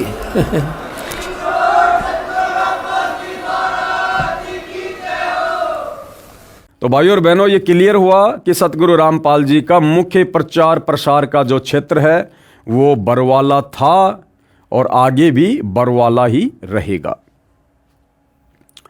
विवेचन, संत रामपाल जी महाराज वही अवतार हैं जो अन्य प्रमाणों के साथ साथ जन्म साखी में लिखे वर्णन पर खरे उतरते हैं। अब विचार करो भाइयों और बहनों, अब सतगुरु रामपाल जी का जन्म इंद्रो देवी की कोख से हुआ है या प्रकट हुए हैं, क्योंकि प्रहलाद जी ने क्या कहा कि जो तीसरा आएगा वो भी उन दोनों के जैसा ही महापुरुष होगा। तो बताओ भाइयों और बहनों, कबीर जी ने मां के गर्भ से जन्म लिया था क्या? नहीं लिया। तो भाइयों और बहनों, सतगुरु रामपाल जी किसी मां के गर्भ से जन्म लेकर नहीं आए, ये स्वयं कबीर परमात्मा है। परिस्थितियां और समय के अनुसार परमात्मा लीला ऐसी ही अजब गजब करते हैं। जन्म साखी में 100 वर्ष के पश्चात लिखा है, यहाँ पर सैकड़ों वर्ष पश्चात कहा गया था, जिसको पंजाबी भाषा में लिखते समय 100 वर्ष ही लिख दिया, क्योंकि मर्दाना ने पूछा था कि वह कौन से युग में नजदीक ही आएगा। तब भगत प्रहलाद ने कहा था कि श्री नानक जी के सैकड़ों वर्ष पश्चात कलयुग में ही वह संत जाट वर्ण में जन्म लेगा। इसलिए यहाँ 100 वर्ष के स्थान पर सैकड़ों वर्ष ही न्यायोचित है। भाई सतगुरु रामपाल जी हैं, ये तो परमात्मा है। भगत प्रहलाद के मुख से इन्होंने सब कुछ बुलवाया था, लेकिन काल प्रेरणा से फिर यहाँ पर नीचे हम जैसे अज्ञानी जीव अपनी घटिया बुद्धि का इस्तेमाल करते हुए अपने हिसाब से इन पुस्तकों में लेख लिख देते हैं। तथा उसका प्रचार क्षेत्र बरवाड़ा के स्थान पर बटाला लिखा गया है। इसके दो कारण हो सकते हैं कि शहर बरवाला जिला हिसार हरियाणा उस समय पंजाब प्रांत में सुप्रसिद्ध नहीं था तथा बटाला शहर पंजाब प्रांत में प्रसिद्ध था। लेखनकर्ता ने इस कारण से बरवाला के स्थान पर बटाला लिख दिया। ये लेखक की अपनी सोच थी। दूसरा, प्रिंट करते समय बरवाले की जगह बटाले प्रिंट हो गया है। एक और विशेष विचारणीय पहलू है कि पंजाब के बटाला शहर में कोई भी जाट संत नहीं हुआ है जो इन महापुरुषों परमेश्वर कबीर देव जी व श्री नानक देव जी के समान महिमावान तथा इनके समान ज्ञानवान हुआ हो। इस आधार से तथा अन्य प्रमाणों के आधार से तथा इस जन्म साखी के आधार से स्पष्ट है कि वह तीसरे महापुरुष संत रामपाल जी महाराज हैं तथा इनका आध्यात्मिक ज्ञान भी इन दोनों महापुरुषों परमेश्वर कबीर जी तथा श्री नानक देव जी से मेल खाता है। अरे मेल नहीं खाता भाई, ज्यों का त्यों है, ज्यों का त्यों। मेल खाने का क्या मतलब है भाई? ज्यों का त्यों। और जो अध्यात्म का पूरा निष्कर्ष, पूरा निचोड़, पूरा ज्ञान, जो मूल ज्ञान, सार ज्ञान कबीर जी ने नहीं दिया, नानक जी ने नहीं दिया, वो अध्यात्म का मूल ज्ञान आज स्वयं कबीर परमात्मा सतगुरु रामपाल जी दे रहे हैं। तो ये लिखना कि संत रामपाल जी का ज्ञान भी उनके ज्ञान से मेल खाता है, ये गलत है। ये सतगुरु रामपाल जी की महिमा को कमजोर करता है। कबीर जी ने 650 साल पहले सतगुरु रामपाल जी के विषय में कहा था, यानी अपने विषय में, दूसरे रूप के विषय में, कि धर्मदास मेरी लाख दुहाई और ये मूल ज्ञान कहीं बाहर ना जाई। मूल ज्ञान जब तक छुपाई, जब तक बिचली पीढ़ी वो हंस ना आई। जब तक ये बिचली पीढ़ी वर्तमान समय नहीं आना था, तब तक ये मूल ज्ञान छुपा के रखना था। तो धर्मदास ने कहा कि भगवान उस ज्ञान को फिर कौन खोलेगा? तो कबीर जी ने कहा था कि भैया आगे चलकर 12वें पंथ में हम खुद ही आएंगे। 12वें पंथ हम ही चल आवें, सब पंथों को मिटाकर एक पंथ चलावें। और क्या कहा था कि भाई 9 मन सूत उलझिया ऋषि रहे झकमार और सतगुरु ऐसा सुलझा देगा उलझे न दूजी बार। तो 650 साल पहले कबीर जी ने भी जानबूझकर इस आध्यात्मिक ज्ञान को नहीं सुलझाया था, क्योंकि वो भक्ति का समय नहीं था। ये तो वर्तमान में उन्होंने पुण्य सतगुरु के रूप में आकर सुलझाना था, जो आज सतगुरु रामपाल जी ने सुलझा दिया है। अब इस कलयुग में नहीं उलझेगा, चाहे कोई भक्ति करियो या ना करियो। आप देखेंगे दोनों फोटोकॉपी, जो जन्म साखी भाई बाले वाली, जो कि एक पंजाबी भाषा में है, तथा दूसरी हिंदी में है, जो कि पंजाबी भाषा से ही अनुवादित है। इसमें कुछ प्रकरण ठीक नहीं लिखा है। जैसे पंजाबी भाषा में लिखा है कि जो इस जीहा कोई होवेगा ता एथे पहुँचेगा, होर दा एथे पहुँचण दा कम नहीं। परंतु हिंदी वाली जन्म साखी में यह विवरण नहीं है, जो बहुत महत्वपूर्ण है। इससे सिद्ध है कि लिखते समय कुछ प्रकरण बदल जाता है, फिर भी ढेर सारे प्रमाण जो इस पुस्तक में अन्य महापुरुषों के द्वारा संत रामपाल जी के विषय में कहे हैं, वे भी इसी को प्रमाणित करते हैं। अब इसमें विशेष बात क्या है? गुरुदेव क्या कह रहे हैं? विशेष, यदि कोई ये कहे कि जन्म साखी में लिखी व्याख्या संत गरीबदास जी गांव छुडानी वाले के लिए है, क्योंकि वे भी जाट जाति से थे तथा छुडानी गांव भी पहले पंजाब प्रांत के अंतर्गत आता था, ये भी उचित नहीं लगती। क्यों? क्योंकि संत गरीबदास जी ने अपनी अमृतवाणी असुर निकंदन रमैणी में कहा है कि सतगुरु दिल्ली मंडल आईसी, सूती धरनी सुम जगाईसी। गरीबदास जी ने तो अपने आगे आने वाले महापुरुष के विषय में लिख दिया कि भैया मेरे से उपदेश लेकर भी मोक्ष नहीं है, 12वें पंथ में भी मोक्ष नहीं है। मेरा सतगुरु जिंदा कबीर वो आगे चलकर दिल्ली मंडल में आएगा 8 सितंबर 1951 को। भावार्थ है कि संत गरीबदास जी के सतगुरु पूज्य कबीर साहिब जी थे। पुराना रोहतक जिला सोनीपत, रोहतक तथा झज्जर को मिलाकर एक ही जिला रोहतक था, दिल्ली मंडल में लगता था। ये किसी राजा के अधीन नहीं था, अंग्रेजों के शासनकाल में दिल्ली के अधीन था। संत गरीबदास जी ने स्पष्ट किया है कि सतगुरु यानी परमेश्वर कबीर जी दिल्ली मंडल में आएंगे। देखो भाई और बहनों, आप और हमारे विश्वास के लिए गरीबदास जी ने क्या कहा कि मेरे जो सतगुरु हैं, जो जिंदा बाबा कबीर जी मुझे मिले थे, वो आगे चलकर कहाँ आएंगे?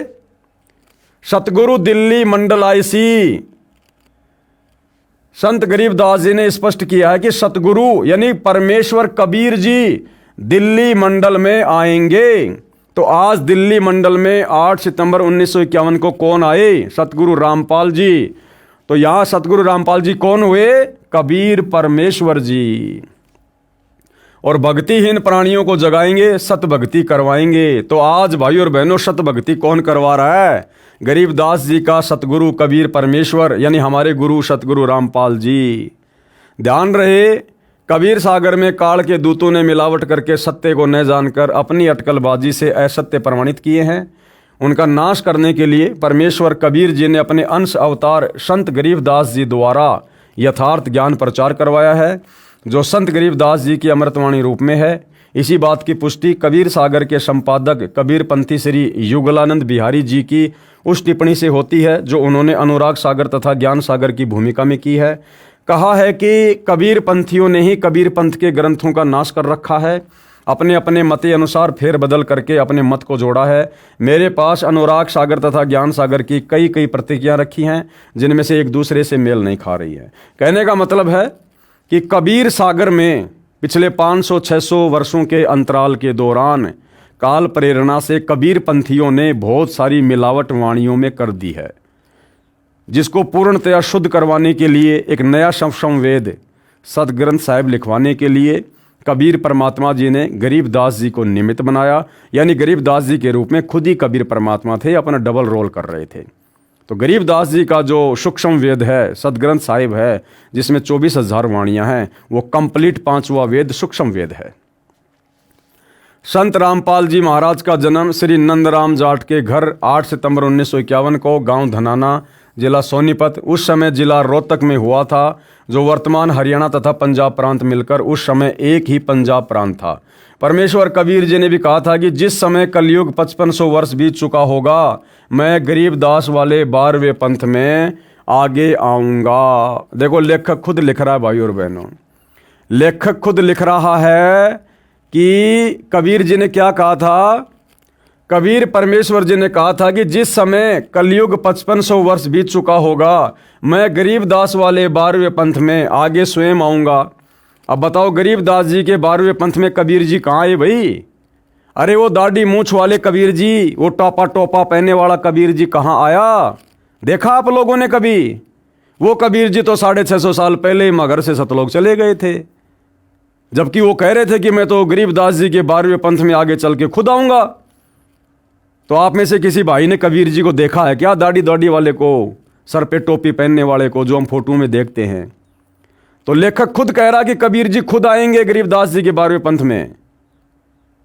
और गरीबदास जी के 12वें पंथ में संत रामपाल जी आए हैं, जिन्होंने 17 फरवरी 1988 को 12वें पंथ में प्रवेश किया और पहले कह दिया था कि 12वें पंथ हम ही चलावें, सब पंथों को मिटाकर एक पंथ चलावें।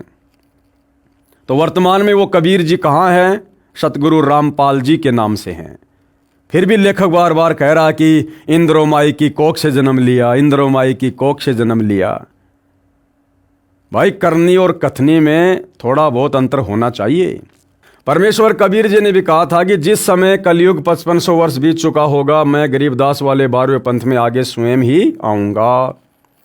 संत गरीबदास जी द्वारा मेरी यानी कबीर परमेश्वर की महिमा की वाणी प्रकट होगी तथा गरीबदास वाले 12वें पंथ तक के साधक मुझे आधार बनाकर वाणी को समझने की कोशिश करेंगे, परंतु वाणी को न समझकर सतनाम तथा सारनाम से वंचित रहने के कारण असंख्य जन्म तक सतलोक प्राप्त नहीं कर सकेंगे।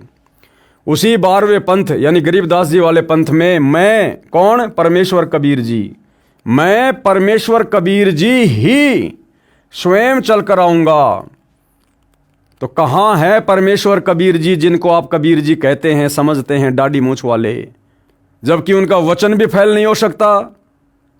क्योंकि परमात्मा कहते हैं कि साध वचन पलटे नहीं, चाहे पलट जाए ब्रह्मांड। तो कबीर जी ने अगर बोल दिया तो बोल दिया, उनको आना है, नहीं आए तो झूठे साबित होंगे, और झूठे भगवान की भक्ति करके किसी का मोक्ष नहीं हो सकता। तो कबीर जी तो आ गए, संत रामपाल जी के रूप में आ गए। अब उनको पहचानना पड़ेगा, उनके ज्ञान को आधार बनाकर सद्बुद्धि की भीख मांगनी पड़ेगी उनसे कि हे गुरुदेव भगवान, अपनी वास्तविक पहचान करवाओ। हम नादान 2 कौड़ी के तुच्छ जीव अपनी बुद्धि के हिसाब से आपको नहीं जान सकते, नहीं पहचान सकते। तब सतगुरु की दया वो किन किन आत्माओं पर दया करे, मेहर करे और हमारे अंतःकरण में ये बात जचा दे कि मेरा गुरु ही स्वयं कबीर परमात्मा है। उसी 12वें पंथ गरीबदास जी वाले पंथ में मैं परमेश्वर कबीर जी ही स्वयं चलकर आऊँगा। तब संत गरीबदास जी द्वारा प्रकट की गई वाणी को मैं कबीर परमेश्वर और प्रकट होकर समझाऊंगा। अब संत गरीबदास जी की वाणियों को, सतग्रंथ साहिब को सन 1994 से धरती पर कौन समझा रहा है? सतगुरु रामपाल जी समझा रहे हैं। और कबीर परमात्मा क्या कह रहे हैं कि मैं कबीर परमात्मा स्वयं समझाऊंगा गरीबदास जी की वाणियों को आगे चलकर। और कैसे आऊंगा? प्रकट होकर समझाऊंगा, प्रकट होकर समझाऊंगा। माँ की कोख से जन्म लेकर बड़ा होकर, ऐसा नहीं कहा, प्रकट होकर समझाऊंगा। तो सतगुरु रामपाल जी भाई और बहनों परमेश्वर हैं। आज मान लो, नहीं तो कल मानना पड़ेगा। कल को ज़्यादा लेट हो जाओगे, फिर मोक्ष से वंचित हो जाओगे। तो आज ही थोड़ा अधीन होकर, धैर्य से, निष्पक्ष होकर ज्ञान को समझो, परमात्मा से सद्बुद्धि की भीख मांगो और समय रहते अपने दाता को पहचान लो, भाई फायदा रहेगा। प्रमाण के लिए कृपया देखें इसी पुस्तक के पेज नंबर 91 पर पढ़ें कबीर परमेश्वर द्वारा स्वयं अवतार धारण करने की भविष्यवाणी। अब देखिए भाई और बहनों, लेखक बार बार कह रहा है कि संत रामपाल जी कबीर जी के अवतार हैं, कबीर जी के अवतार हैं, संत रामपाल जी को कबीर जी ने ऊपर से भेजा है। अब यहाँ क्या कह रहे हैं? कबीर परमेश्वर द्वारा स्वयं अवतार धारण करने की भविष्यवाणी, यानी कबीर परमात्मा खुद ही अपना अवतार होता है, सतलोक से किसी को अवतार रूप में भेजता नहीं है, इन्हें आवश्यकता नहीं है। इससे सिद्ध हुआ कि जन्म साखी में जिस जाट संत के विषय में कहा है, निर्विवाद रूप से वह संत रामपाल जी महाराज जी ही हैं। फिर भी हम संत गरीबदास जी का विशेष आदर करते हैं, क्योंकि उन्होंने परमेश्वर कबीर जी का अमर संदेश सुनाया है। यदि कोई भ्रम उत्पन्न करे कि 10 गुरु साहिबानों में से भी किसी की ओर संकेत हो सकता है, यानी नानक जी के बाद में जो और सिख धर्म में गुरु हुए हैं, तो कोई कहे कि भाई वो तो अन्य हमारे गुरु साहिबानों के विषय में लिखा है। इसके लिए याद रहे कि 10 सिख गुरु साहिबानों में से कोई भी जाट वर्ण से नहीं है। 10 गुरु साहिबानों में कोई भी जाट जाति से नहीं था। और भगत प्रहलाद ने तो जाट वर्ण में आने की बात कही है। दूसरे सिख गुरु श्री अंगद देव जी खत्री थे। तीसरे गुरु जी श्री अमरदास जी भी खत्री थे। चौथे गुरु जी श्री रामदास जी भी खत्री थे तथा 5वें गुरु श्री अर्जुन देव जी से लेकर 10वें तक अंतिम श्री गुरु तेग बहादुर सिंह जी तक श्री गुरु रामदास जी की संतान अर्थात खत्री थे। फिर भी हम सभी सिख गुरु साहिबानों का विशेष आदर करते हैं। संत रामपाल जी महाराज क्या कहते हैं? जीव हमारी जाति है, मानव धर्म हमारा, हिंदू मुस्लिम सिख ईसाई धर्म नहीं कोई न्यारा। और परमेश्वर कबीर जी ने कहा है, जाति न पूछो संत की, पूछ लीजियो ज्ञान, मोल करो तलवार का, पड़ी रहन दो म्यान। अर्थात इन दोनों वाणियों का एक ही अर्थ है। ये दोनों वाणियाँ एक ही महापुरुष के विचारों की ओर संकेत कर रही हैं। अर्थात सतगुरु रामपाल जी स्वयं ही कबीर परमात्मा हैं। कृपया प्रमाण के लिए देखिए फोटोकॉपी जन्म साखी पंजाबी, गुरुमुखी पंजाबी भाषा वाली तथा हिंदी वाली, दोनों में आप जी सहज में समझ सकते हो कि वास्तविकता क्या है। जन्म साखियों के प्रकाशक हैं भाई जवाहर सिंह कृपाल सिंह, अमृतसर पंजाब। तो यहाँ पर फोटोकॉपी वगैरह लगाई गई है, आप जी देख सकते हैं। ये पंजाबी भाषा में है, जन्म साखी भाई बाले वाली। इस पर भी वही प्रकरण लिखा हुआ है कि कैसे कैसे नानक जी अपने दोनों शिष्य बांला और मर्दाना को लेकर भगत प्रहलाद के लोक में गए। और नीचे ये हिंदी वाली है, कृपया देखें फोटोकॉपी जन्म साखी भाई बाले वाली हिंदी वाली के पेज नंबर 305 की। ये सारा सब कुछ हिंदी में लिखा हुआ है। जैसे लिखा कि एक और महापुरुष होगा जो यहाँ पहुँच सकेगा। मर्दाने ने कहा, हे भगत वर, वह पुरुष कौन और कब होगा? प्रहलाद ने उत्तर दिया कि जब गुरु नानक देव जी आएंगे तो इनके 100 वर्ष पश्चात आएगा। अर्थात यहाँ केवल 3 आदमी ही आने हैं। ये आदमी लिखना थोड़ा सा अच्छा नहीं लगता है, महापुरुष। ये सब कुछ लिखा हुआ इसमें। प्रश्न नंबर 1, एक संस्कृत के विद्वान शास्त्री ने कहा कि आपके गुरु संत रामपाल जी महाराज संस्कृत नहीं पढ़े हैं। आप कहते हो कि उन्होंने श्रीमद् भगवद गीता का यथार्थ अनुवाद करके भक्तों को बताते हैं। ये कभी नहीं हो सकता, क्योंकि ये हमारी जीव सोच है भाई और बहनों, जबकि परमात्मा को पढ़ने की आवश्यकता नहीं है। परमात्मा तो सभी भाषाओं का जनक है। विश्व की, सृष्टि की सभी भाषाओं को परमात्मा ने ही जन्म दिया है। और हम इंसानों की भाषा को तो छोड़ो, परमात्मा तो 184 योनियों में जितने भी जीव जंतु हैं सूक्ष्म और दिखाई देने वाले, परमात्मा तो सबकी भाषा तो छोड़ो, उनके मन की बात को भी जानते हैं, क्योंकि परमात्मा सर्वज्ञ होते हैं। तो सतगुरु रामपाल जी के भगत ने क्या उत्तर दिया? संत रामपाल जी महाराज के भगत ने उत्तर दिया, शास्त्री जी उसी को परमात्मा का अवतार कहते हैं। परमात्मा का अवतार नहीं, परमात्मा कहते हैं जो भाषा का ज्ञान ना होते हुए यथार्थ अनुवाद कर दे। अरे भाषा को पढ़ के 10, 15, 20 साल संस्कृत पढ़ के, अंग्रेजी पढ़ के तो कोई भी अनुवाद कर दे। परमात्मा उसी को कहते हैं जो बिना पढ़े लिखे और एज इट इज अनुवाद कर दे, जो पढ़ा लिखा भी नहीं कर सकता। क्यों? क्योंकि परमेश्वर सर्वज्ञ हैं। सर्वज्ञ यानी सब कुछ जानने वाले, उन्हीं गुणों से युक्त उसका भेजा हुआ अवतार होता है। वह अवतार संत रामपाल जी महाराज जी हैं। ये लेखक की अपनी सोचे भाई और बहनों, अब आप समझ गए होंगे। आप तो केवल वेदों और गीता के अनुवाद से अचंभित हैं। संत रामपाल जी महाराज ने तो बाइबल तथा कुरान को यथार्थ रूप में बताया है, जिसे ईसाई धर्म के वर्तमान के फादर व पादरी तथा मुसलमान धर्म के मुल्ला व काजी भी नहीं समझ सके। कृपया पढ़िए पुस्तक ज्ञान गंगा में। एक महापुरुष के विषय में जय गुरुदेव की भविष्यवाणी, यानी जो जय गुरुदेव पंथ के जो प्रवर्तक श्री तुलसीदास जी, जो अब परलोक सिधार चुके हैं, उन्होंने भी उस महापुरुष यानी सतगुरु रामपाल जी के विषय में समय समय पर अपनी भविष्यवाणियाँ की है। जिस समय उनकी पूर्व जन्म की याददाश्त, या फिर यूँ कह लीजिए उनके पास में उनकी पूर्व जन्म की भक्ति कमाई शेष थी, तो परमात्मा ने उनको भी निमित्त बनाया अपने विषय में भविष्यवाणियों के लिए।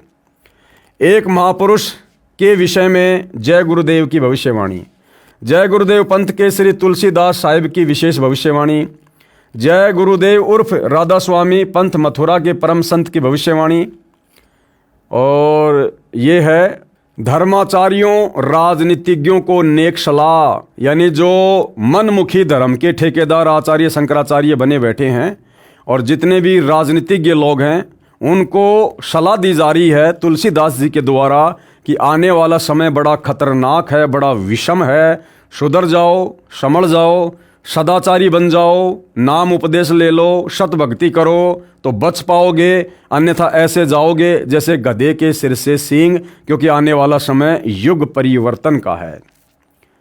धर्म तब आएगा जब सब धर्म के लोग लड़ना छोड़ें।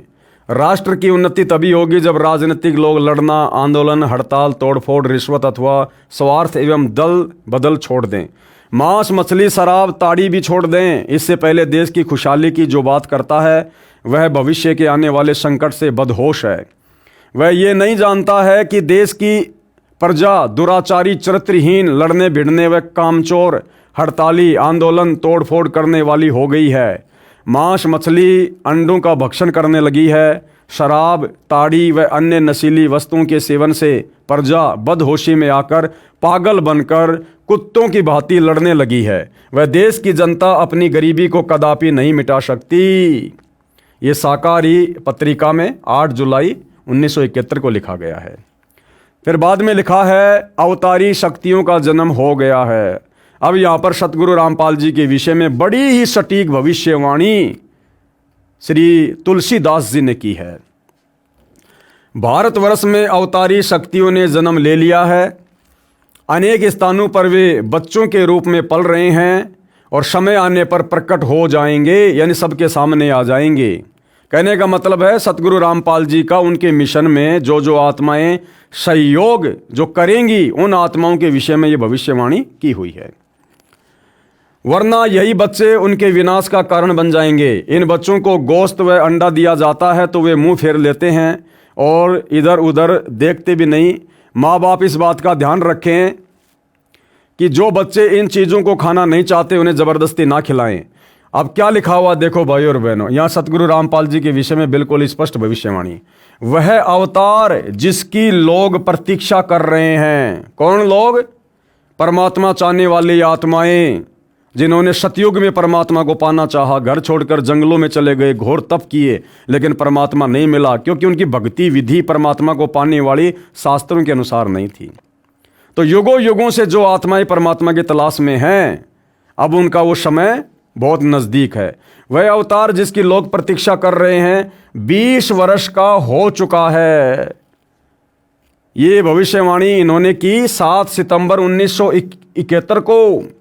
7 सितंबर 1971 को इन्होंने भविष्यवाणी की, वह अवतार जिसकी लोग प्रतीक्षा कर रहे हैं 20 वर्ष का हो चुका है। अब भाइयों और बहनों, 8 सितंबर 1951 को सतगुरु रामपाल जी सतलोक से चलकर धरती पर प्रकट हुए, दुनिया की नज़रों में जन्म लिया। और ये भविष्यवाणी जय गुरुदेव ने की, ये कब? 7 सितंबर 1971। तो 8 सितंबर 1951 से लेकर 7 सितंबर 1971 पूरे 20 वर्ष हो रहे हैं, पूरे 20 वर्ष सतगुरु रामपाल जी के उस प्राकाट्य को।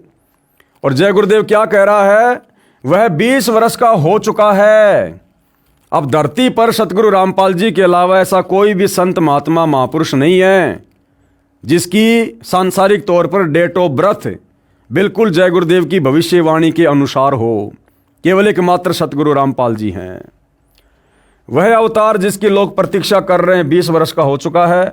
यदि उसका पता बता दूं तो लोग पीछे पड़ जाएंगे।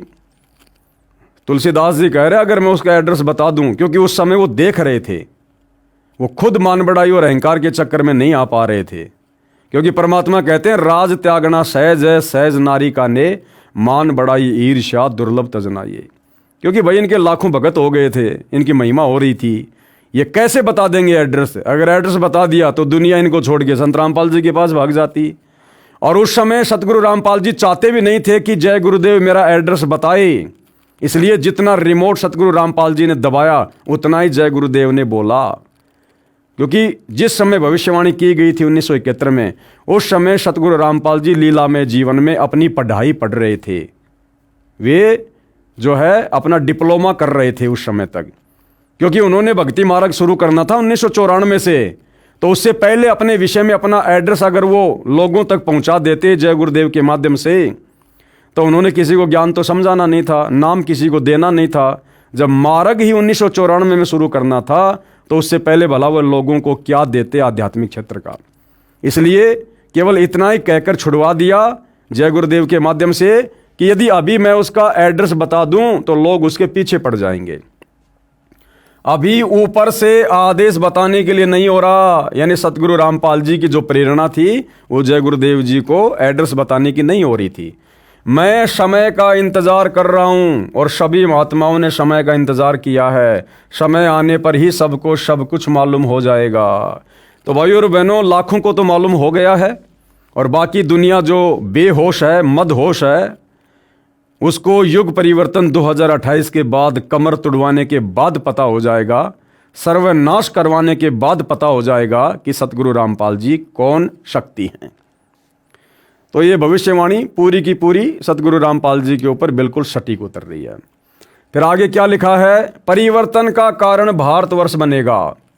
यानी जो आध्यात्मिक क्रांति है वो भारत से उठेगी और पूरे विश्व में वर्तमान में जो आग लगी हुई है भौतिकतावाद की, आधुनिकरण की, इसका समापन भारत से होगा, आध्यात्मिक क्रांति से होगा। और भारत मतलब विश्व गुरु बनेगा, धर्म गुरु बनेगा। कहने का मतलब ये है भारतवर्ष को विश्व में परिवर्तन का कारण अब बनना होगा। त्रेता में विश्व युद्ध का कारण भारतवर्ष था, क्योंकि रामचंद्र जी गए थे श्रीलंका में युद्ध करने के लिए। तो त्रेता युग में भी राम रावण युद्ध का कारण भारत ही बना था। और द्वापर में भी विश्व युद्ध का कारण भारतवर्ष ही था, यानी महाभारत का युद्ध जिसमें पूरे विश्व की सेनाएं 2 भागों में विभाजित हो गई थी, भारत में ही हुआ था। और इस समय भी भारत को ही कारण बनना पड़ेगा। इस समय भी जो युग परिवर्तन होगा वो भारत से ही होगा, भारत ही का मुख्य कारण बनेगा। मुस्लिम राष्ट्रों में भारी झगड़ा होगा, सभी मुसलमान आपस में लड़कर समाप्त हो जाएंगे। क्योंकि मुसलमानों में भाई और बहनों एक कट्टरता बहुत ज़्यादा है धर्म को लेकर। ये दूसरे के धर्म को स्वीकार नहीं करेंगे, भले ही इनका खुद का धर्म पूरी तरह से भ्रष्ट है। इसलिए ये किसी की सलाह मानेंगे नहीं, भक्ति मार्ग कोई अपनाएंगे नहीं, और अंत में लड़ झगड़ कर पुण्यहीन होकर ये खुद ही आपस में कट कट के लड़ाई झगड़ों में मर जाएंगे। अधिकांश छोटे छोटे देश टूटकर बड़े राष्ट्रों में मिल जाएंगे। जैसे छोटे छोटे देश हैं, ये तिब्बत है और आपका नेपाल है, भूटान है, बांग्लादेश है। इस प्रकार के छोटे छोटे जो देश हैं जो पहले भी भारत का हिस्सा था, ये सारे वापस भारत में मिल जाएंगे। भारत इन सब का अगुवा होगा। चीन के समस्त वैज्ञानिक प्रगति को चूर्ण करके चीन को नष्ट कर दिया जाएगा। यानी चीन तो नास्तिक देश है, वैसे भी उसका तो विनाश होना ही होना है। चीन में बचे कुछ लोगों की सहायता भारत करेगा। यानी चीन में जो अच्छी आत्माएं बचेंगी, जिनमें धार्मिकता होगी, उनकी रक्षा फिर भारत करेगा। इसी बीच तिब्बत भारत में मिल जाएगा। यदि सभी राष्ट्र आपस में मिलकर भारतवर्ष पर आक्रमण करें तो भी इसे कोई जीत नहीं सकता। क्यों? क्योंकि भारत में सबका बाप बैठा हुआ, भाई सतगुरु रामपाल जी बैठे हुए।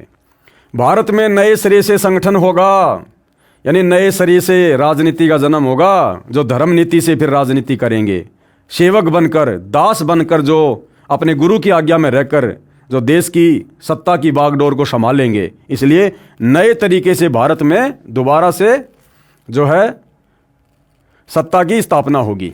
यदि विश्व के सभी राष्ट्र जी जान से ये प्रयास करें कि सुरक्षा परिषद अमेरिका से हटकर भारत में ना जाए, तो ये कदापि नहीं होगा। यानी जो सुरक्षा परिषद है, यानी पूरे विश्व के जो भी फैसले वर्तमान में जो लिए जा रहे हैं यूएनओ में, वो यूएनओ कहो या विश्व की सबसे बड़ी पंचायत कहो, वो भारत में ही आएगी।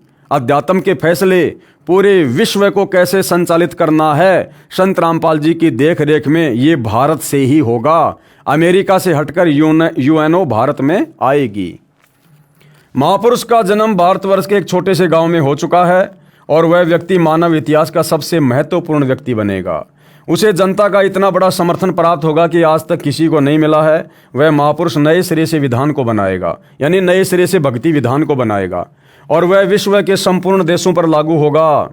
भारत में सतगुरु रामपाल जी के द्वारा बनाया गया भक्ति विधान, जिससे भक्ति भी चलेगी और देश भी चलेगा, और यही एकमात्र कानून पूरे विश्व पे लागू होगा। उसका एक झंडा होगा, यानी उसी का साम्राज्य होगा। झंडे का मतलब होता है उसी का डंका पूरे विश्व में बजेगा, उसी का शासन होगा। उसकी एक भाषा होगी, एक भाषा का मतलब उसी की भक्ति वाली भाषा, उसी का आध्यात्मिक ज्ञान पूरे विश्व पर लागू होगा। ये शाकाहारी पत्रिका में श्री तुलसीदास जी ने 28 अगस्त 1971 को लिखा है। लड़ाई के समय में रक्षा होगी। किनकी होगी? स्वामी जी ने बताया कि युद्ध के समय में सत्संगियों की रक्षा की जाएगी।